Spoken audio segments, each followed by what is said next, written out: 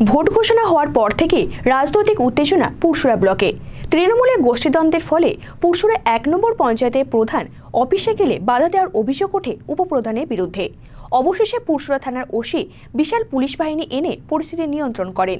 যদিও ওই পঞ্চায়েতের উপপ্রধান তার বিরুদ্ধে ওঠা সমস্ত অভিযোগ অস্বীকার করেন।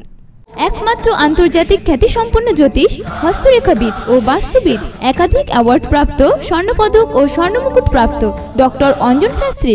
ভোট ঘোষণা হওয়ার পর থেকে রাজনৈতিক উত্তেজনা আরামবাগ মহকুমার অন্তর্গত পুরসুরা ব্লকের পুরসুরা ১ নম্বর গ্রাম পঞ্চায়েতে। সোমবার তৃণমূলের গোষ্ঠীদ্বন্দ্বের জেরে পুরসুরার ১ নম্বর পঞ্চায়েতের প্রধান সমীর কুমার দাস অফিসে এলে বাধা দেয় উপপ্রধান শেখ মোহাম্মদ রিজাউল মুমতাজের দলবল। চরম রাজনৈতিক উত্তেজনা ছড়িয়ে পড়ে।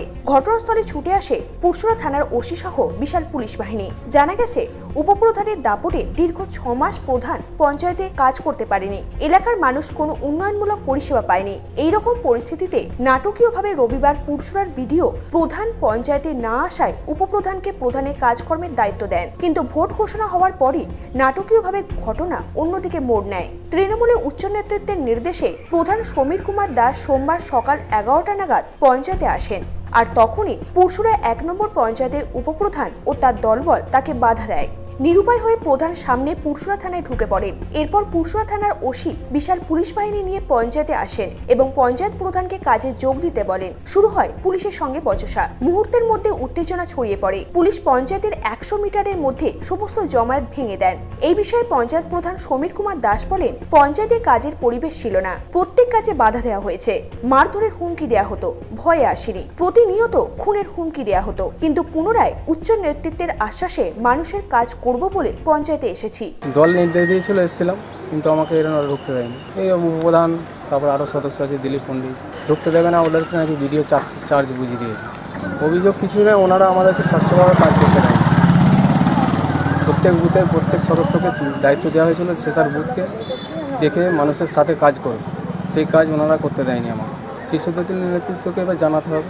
প্রধান বলেছিলেন বলেই এসেছি। দল সংগঠিতভাবে এখন নেই, সেই জন্যই এরকম। নিজের লজ্জা লাগছে, নিজের এই দলটা করি বলতে লজ্জা লাগে পাবলিক।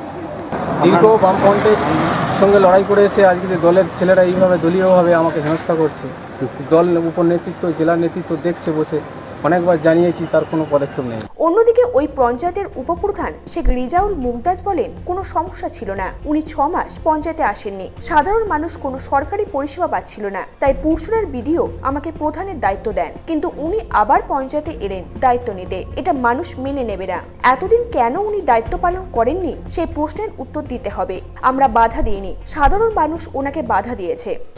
সমস্যাটা এটাই হচ্ছে যে প্রধান ৬ মাস, বিগত ৬ মাস ধরে আসেনি। যে পঞ্চায়েতে কাজ পেয়েছে, প্রধান হিসেবে কাজ পেলো, সেই কাজ পেয়ার এতেও ৬ মাস ধরে সে বাড়িতে বসছিল। সে নিজের কার্যালয়ে ৬ মাস ধরে আমাদের পুরসুরা ১ নম্বর অঞ্চলে কোনো কাজ রকম করেনি। সামনে লোকসভা ভোটের ইলেকশন ঘোষণা হয়ে গেছে। এরপরে আমরা কি করে গ্রামের মানুষদের মুখ দেখাবো? কিভাবে ভোট চাইতে যাবো? আমার ৪টে সঞ্চালক আসছে, তাদের উপযুক্ত পরিবেশ আছে, শুধু প্রধানেরই পরিবেশ নেই। এটা কি ধরনের কথাবার্তা? অন্যদিকে পুরসুরার বিডিও অচিন্ত ঘোষের সঙ্গে যোগাযোগ করা হলে তিনি বলেন, প্রধান দীর্ঘদিন না আসায় উপপ্রধানকে দায়িত্ব দেওয়া হয়েছিল। কিন্তু প্রধান যখন পঞ্চায়েতে এসেছেন তখন উনি দায়িত্ব সামলাবেন, সেইভাবেই অর্ডার পাস করা হয়েছে। হ্যাঁ, প্রধান এসে গেছে। প্রধান কেউ আসছিল না, কি প্রবলেম ছিল? প্রধান এসে গেলে প্রধানই দায়িত্ব সামলাবে। প্রধান ছিল না বলে উপপ্রধানকে চার্জ দেওয়া হচ্ছিল। তো প্রধান এসে গেছে যখন, ওরকমই অর্ডার করা ছিল, প্রধান এসে গেলে প্রধানই করবে। স্থানীয়রা বলছেন, এটি তৃণমূলের গোষ্ঠীদ্বন্দ্বের জন্য গ্রামের মানুষকে উন্নয়ন থেকে বঞ্চিত করা হলো। অলরেডি আজকে পেলেন? কদিন ধরে ঘুরছিলেন এরকম সমস্যা ছিলেন?